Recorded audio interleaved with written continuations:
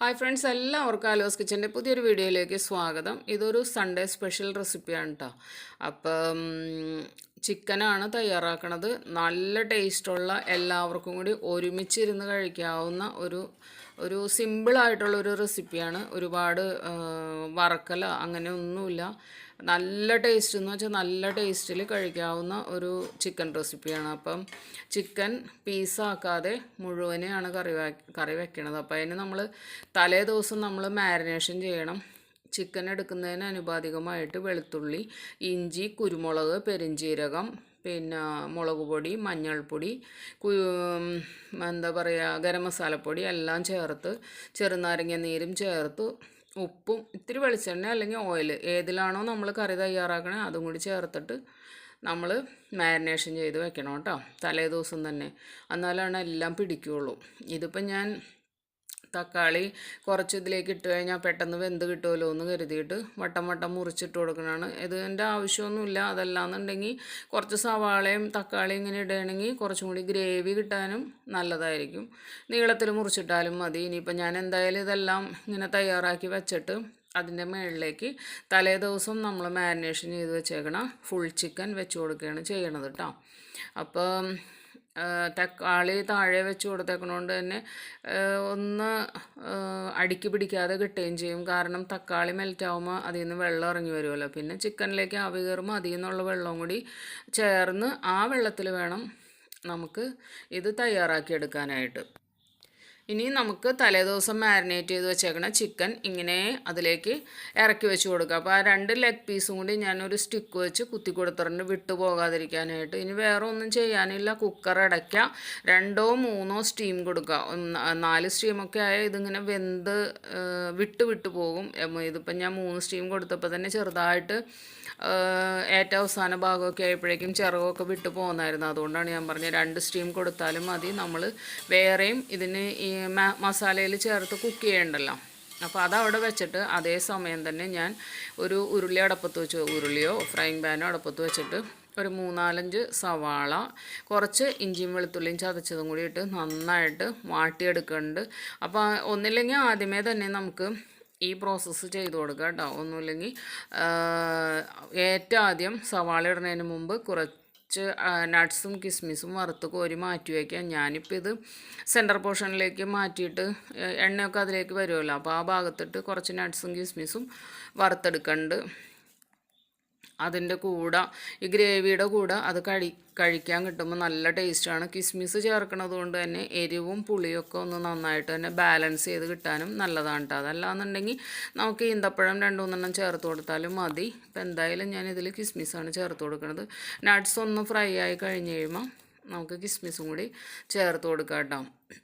ഇപ്പോൾ ഒരു ഗസ്റ്റ് വരെ അല്ലെങ്കിൽ ഗെറ്റ് ടുഗദർ ഉണ്ടാവേ അങ്ങനെയൊക്കെ ചെയ്യണ സമയത്ത് ഇതുപോലെ തയ്യാറാക്കി ഒരു ഇലയൊക്കെ വെട്ടിയിട്ട് ഒരു വലിയ പാത്രത്തിൽ ഒരു വാഴയിലൊക്കെ വെട്ടിയിട്ട് അതിൻ്റെ നടുക്കിലേക്ക് ഈ ചിക്കൻ കറിയും വെച്ച് കുറച്ച് പൊറോട്ടയും പിന്നെ ബ്രെഡോ അതല്ലാന്നുണ്ടെങ്കിൽ നെയ്ച്ചോറോ ബിരിയാണി റൈസോ എന്ത് വേണമെങ്കിലും വെച്ച് കഴിക്കാൻ അടിപൊളി ടേസ്റ്റാണ്. ഞങ്ങൾ ചോറ് കൂട്ടിയാണ് കഴിച്ചത്. ചോറിൻ്റെ കൂടെ നല്ല കോമ്പിനേഷനാണ്. ഒരു മസാലയുടെ കുത്തൽ അങ്ങനെയൊന്നും ഉണ്ടാവില്ല. നല്ല സോഫ്റ്റ് ആയിട്ടിരിക്കുന്ന ചിക്കനായിരിക്കുള്ളൂ.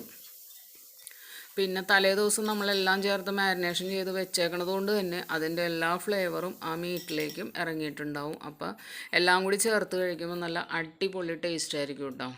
ഇനി നമുക്ക് തലേ ദിവസം നമ്മൾ മസാല തയ്യാറാക്കുമ്പോൾ എന്തായാലും കുറച്ച് മസാല ബാക്കി ഉണ്ടാവും.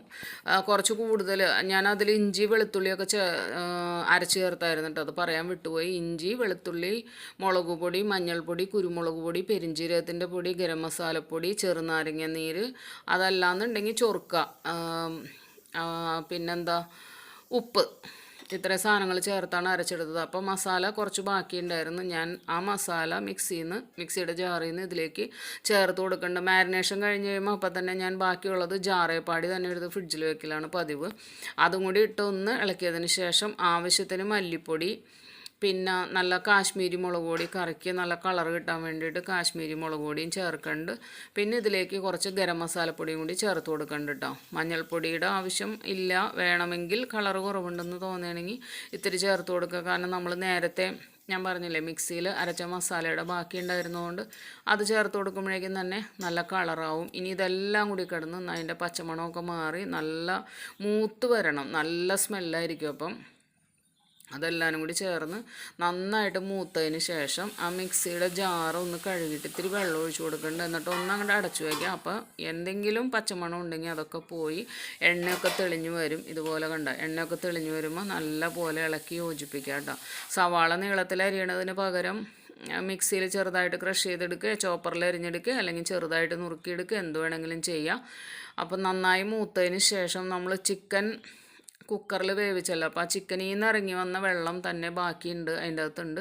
അതാദ്യം തന്നെ ഇതിലേക്ക് ഒഴിച്ചു കൊടുക്കുക. ആവശ്യത്തിന് കറിവേപ്പില ചേർക്കുക, പിന്നെ മല്ലിയില ഉണ്ടെങ്കിൽ മല്ലിയില ചേർത്ത് കൊടുക്കുക.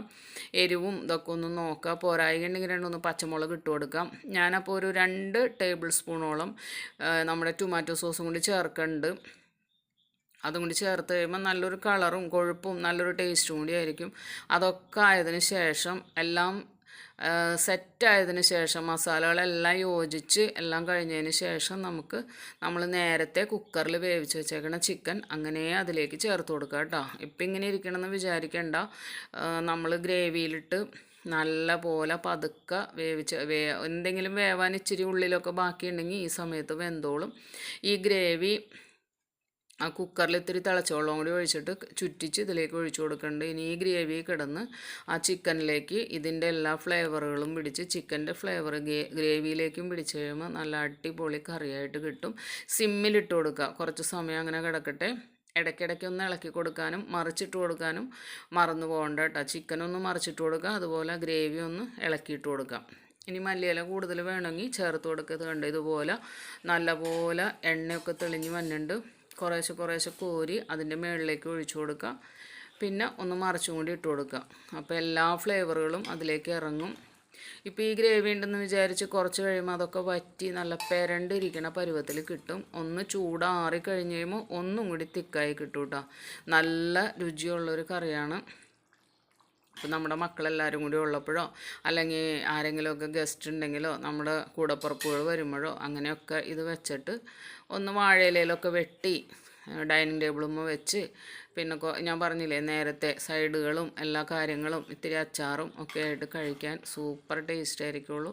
ഉണ്ടാക്കാത്തവരൊന്നും ഉണ്ടാക്കി നോക്കട്ടോ. ഇവിടെ എല്ലാവർക്കും നല്ല ഇഷ്ടമുള്ളൊരു ഐറ്റമാണ്. മറ്റ് ചിക്കൻ കറികൾ വെച്ച് കഴിക്കുന്നതിനേക്കാൾ വളരെയധികം താല്പര്യത്തോടുകൂടി കഴിക്കണ ഒരു കറിയാണ് ഇത്. എനിക്കും നല്ല ഇഷ്ടമുള്ളൊരു കറി തന്നെയാണ് ഇത്. ഇപ്പോൾ വെച്ച് കഴിഞ്ഞ് കഴിഞ്ഞാൽ ഇപ്പോൾ നമ്മൾ വിചാരിക്കും 1 കിലോ ചിക്കനാണ് വാങ്ങിച്ചേക്കണത്, അപ്പം നമ്മൾ വിചാരിക്കും ഇത് ചിലവാകില്ല എന്ന്. പക്ഷേ ഇത് ഉച്ചക്കലത്തെ കഴിയുമ്പോൾ തന്നെ ഏകദേശം അത് ഫിനിഷായിട്ടുണ്ടാവും. അത്രയ്ക്കും ടേസ്റ്റ് ആയിരിക്കുള്ളൂ കേട്ടോ. അപ്പോൾ തയ്യാറാക്കാത്തവരൊന്ന് തയ്യാറാക്കി നോക്കിയിട്ട് ഫീഡ്ബാക്ക് പറയണേ. വേറൊരു വീഡിയോയുമായി നമുക്ക് വീണ്ടും കാണാം കേട്ടോ.